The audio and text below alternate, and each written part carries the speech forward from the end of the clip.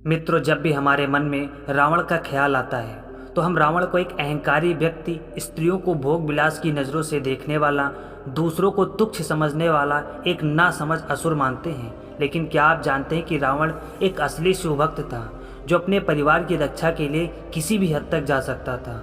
उसे स्वयं ब्रह्मा जी ने वरदान दिया था कि तुम्हें कोई देवता मार नहीं सकता, तुम्हें सिर्फ एक मनुष्य ही मार सकता है, वह भी तब जब तुम्हारी नाभि पर वार किया जाए। उसकी मौत देवताओं के श्राप द्वारा हुई थी। उसको मारने के बाद स्वयं राम जी ने भी उसकी पूजा की थी। उसने भगवान शिव को लंका ले जाने के लिए कैलाश पर्वत को भी उठा लिया था। दुनिया आज भी उसे एक देवता की तरह पूजती है।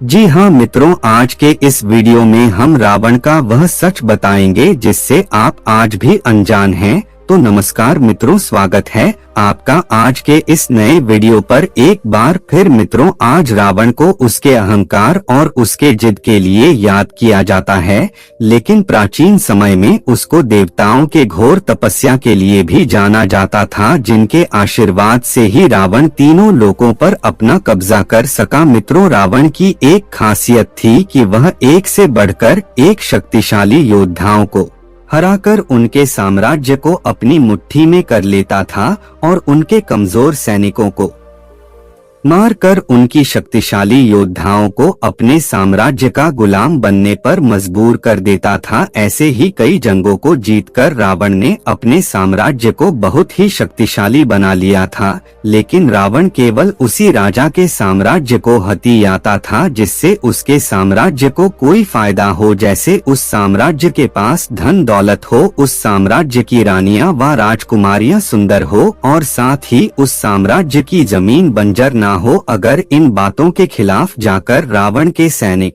किसी साम्राज्य पर कब्जा करते थे तो रावण उस साम्राज्य को कतई स्वीकार नहीं करता था। इसके अलावा भी रावण के कई रूप थे। वह एक असुर होने के साथ साथ महाज्ञानी पंडित भी था। कई लोग रावण को आज भी एक राक्षस मानते हैं, तो आबादी का एक बहुत बड़े हिस्से का यह भी कहना है कि रावण एक ब्राह्मण था। लेकिन सच्चाई में ना तो रावण राक्षस था और ना ही कोई ब्राह्मण। दरअसल रावण के पिता एक ब्राह्मण थे और रावण की माता कैकसी एक राक्षसनी थी, इसलिए रावण को आज लोग ब्रह्म राक्षस कहते हैं। रावण की माता कैकसी ने अशुभ समय में गर्भ को धारण किया था, जिसकी वजह से उसकी कोख से रावण और कुंभकर्ण जैसे असुर पैदा हुए थे। आपको बता दें कि रावण शिव जी का बहुत बड़ा भक्त था और कहा तो यह भी जाता है कि उस समय पूरी दुनिया में रावण से बड़ा शिव जी का कोई दूसरा भक्त नहीं था। इसलिए रावण ने फैसला किया कि वह शिव जी को लंका में रखेगा, जिसको रखने के लिए रावण ने पूरे के पूरे कैलाश पर्वत को ही उठा लिया था, जिसको देखकर शिव जी को बहुत क्रोध आया और उन्होंने कैलाश पर्वत पर अपना पैर रख दिया। जिसके बाद पर्वत वापस अपने स्थान पर आ गया और रावण का एक हाथ कैलाश पर्वत के नीचे ही दब गया। जिसके बाद रावण दर्द में चिल्लाने की जगह जोर जोर से शिव तांडव करने लगा। इस तांडव को देखकर शिव जी यह सोचने लगे कि इतने दर्द में भी भला कोई शिव तांडव कैसे कर सकता है। रावण की इस दृश्य को देखकर शिव जी ने दशानंद को रावण का नाम दिया, जिसका अर्थ होता है जोर जोर से दहाड़ना। मित्रों, प्राचीन ग्रंथों में बताया जाता है कि रावण ने लंका को अपने सौतेले भाई कुबेर से बलपूर्वक हथियाया था और कुबेर के बाद जैसे ही रावण ने लंका पर शासन किया तो वहां के लोगों ने भी कुबेर से ज्यादा रावण के शासनकाल को पसंद किया।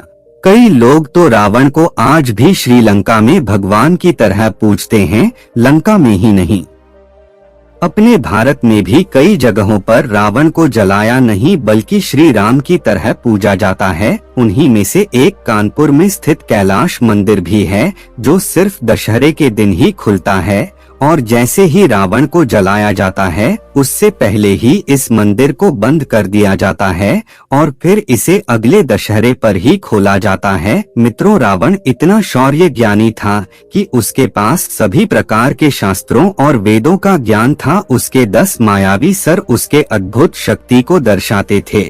उसकी उच्च दर्जे की नीतियां उसके साहस को बताती थी। उस समय के जितने भी शक शक्तिशाली राजा और योद्धा थे, उन सभी से रावण हमेशा आगे रहता था। उस समय किसी भी राजा के पास एक भी विमान नहीं था, लेकिन रावण के पास कई पुष्पक विमान थे। यह सारे पुष्पक विमान रावण ने अपने सौतेले भाई कुबेर से हथियाए थे और यह सारे पुष्पक विमान स्वयं ब्रह्मा जी ने कुबेर को दिए थे। इन पुष्पक विमान की एक खास बात थी कि इनको अपनी मर्जी से छोटा बड़ा किया जा सकता था और उनकी गति को भी अपने मन से घटाया और बढ़ाया जा सकता था। जब हनुमान जी लंका दहन कर रहे थे, तब मेघनाथ ने अपने भाई यानी कि रावण के सबसे छोटे बेटे अक्षय को हनुमान जी से लड़ने के लिए भेज दिया था और बोला था कि तुम्हें अपने आप को साबित करने का इससे अच्छा मौका नहीं मिलेगा। अक्षय भी हनुमान जी से लड़ने के लिए मैदान में उतर गए, लेकिन रावण को पता था कि अक्षय हनुमान जी को नहीं हरा पाएगा, इसलिए रावण ने अक्षय को कई बार रोका, लेकिन अक्षय नहीं रुका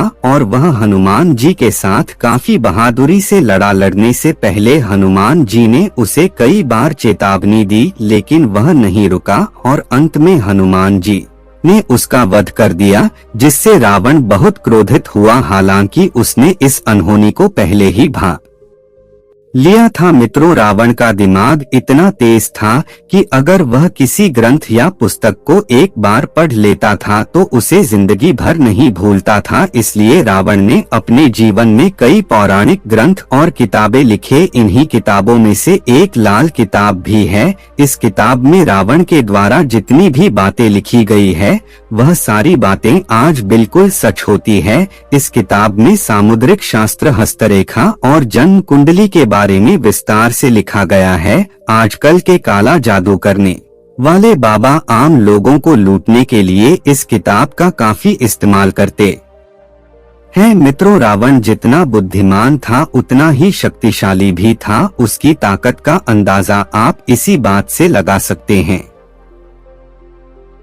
कि जब रावण के बेटे मेघनाथ का जन्म हो रहा था, तब रावण ने सभी ग्रहों को 11वें स्थान पर विराजमान होने का आदेश दिया था। ऐसा करने से रावण का बेटा मेघनाथ अमर हो जाता, पर ऐसा संभव नहीं हो पाया क्योंकि शनि देव ने अंतिम क्षणों में अपनी चाल बदल ली थी। इसी के चलते क्रोध में आकर रावण ने शनिदेव को अपना बंदी बना लिया था। रावण इतना शक्तिशाली था कि उस समय रावण ने अपने बल और शक्ति से न केवल शनिदेव को बल्कि कई देवों को हराकर उन्हें अपना बंदी बना लिया था, जिसमें शनिदेव और इंद्रदेव जैसे बड़े बड़े देवता शामिल थे। एक मर्तबा तो रावण ने स्वयं यमराज को भी युद्ध के लिए ललकार दिया था। मित्र, यह तो आप समझ ही गए होंगे कि रावण कितना शक्तिशाली था, लेकिन इसके बावजूद भी रावण अमर होना चाहता था और अमर होने के बाद वह पूरी दुनिया पर राज करने के साथ पूरे ब्रह्मांड में सिर्फ राक्षस राज फैलाना चाहता था। अमर होने के लिए रावण ने ब्रह्मा जी की घोर तपस्या की थी। रावण इस तपस्या में कई वर्षों तक लीन रहा था, जिसके बाद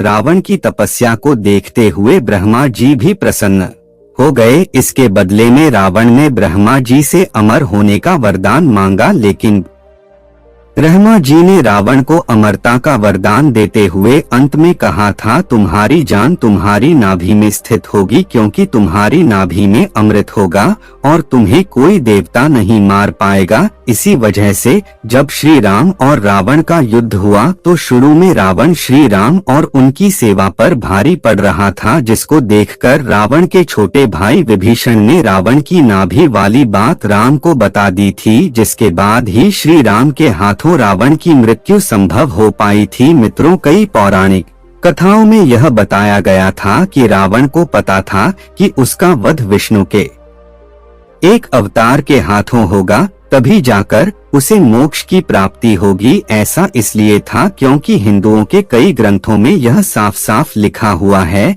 कि पहले के समय में रावण और कुंभकर्ण विष्णु भगवान के पहरेदार हुआ करते थे। भगवान जी से जुड़े होने के कारण उन दोनों के अंदर अहंकार कूट कूट कर भरने लगा था। एक दिन कुछ ऋषि विष्णु जी से मिलने आए और इन दोनों ने उन ऋषियों को डराकर भगा दिया। यह देखकर उन ऋषियों को बहुत क्रोध आया और उन ऋषियों ने श्राप देते हुए कहा कि अब तुम विष्णु जी से जुड़े नहीं रहोगे। ऐसा देख वह दोनों ऋषियों से माफी मांगने लगे। फिर अंत में ऋषियों ने कहा कि तुम दोनों अगले जन्म में विष्णु के अवतार के दुश्मन बनोगे। और जैसे ही उनका अगला जन्म हुआ तो वह रावण और कुंभकर्ण बनकर पैदा हुए। तभी वह उस जन्म में विष्णु जी के अवतार श्री राम के दुश्मन बने थे। युद्ध में जब श्री राम जी की सेना रावण के मायावी सेना पर भारी पड़ी थी, तब रावण घबराने लगा था और उसे अपनी हार सामने दिखने लगी थी। तभी रावण ने सोचा कि वह कभी युद्ध में न हारने वाला यज्ञ करेगा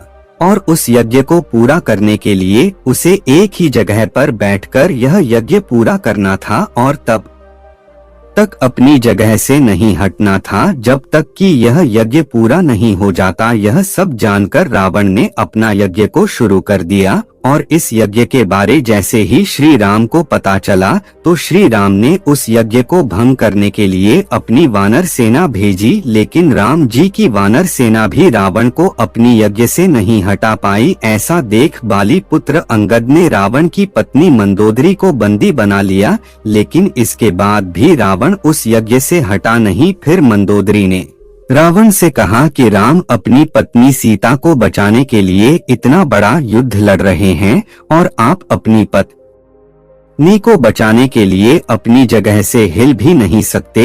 यह सुनकर रावण उस यज्ञ से उठ गया जिस यज्ञ से वो न केवल श्री राम को बल्कि हनुमान, अंगद और किष्किंधा से आए सुग्रीव की पूरी सेना को पराजित कर देता। लेकिन ऐसा संभव नहीं हो पाया और युद्ध के अंत में रावण का पूरा साम्राज्य श्री राम के हाथों खत्म हो गया और श्री राम ने इस युद्ध में विजय पाई। तो मित्रों, यह थी रावण से जुड़ी कुछ बातें जिनको जानने की रुचि आज भी कई लोगों के दिलों में है। फिलहाल आज के लिए बस इतना ही। अब हमें इजाजत दें और वीडियो को अंत तक देखने के लिए आप सभी का बहुत बहुत धन्यवाद।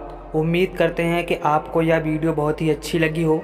यदि वीडियो अच्छी लगी हो तो कृपया वीडियो को लाइक और चैनल को सब्सक्राइब ज़रूर करें और इसे ज़्यादा से ज़्यादा अपने दोस्तों के साथ शेयर करें।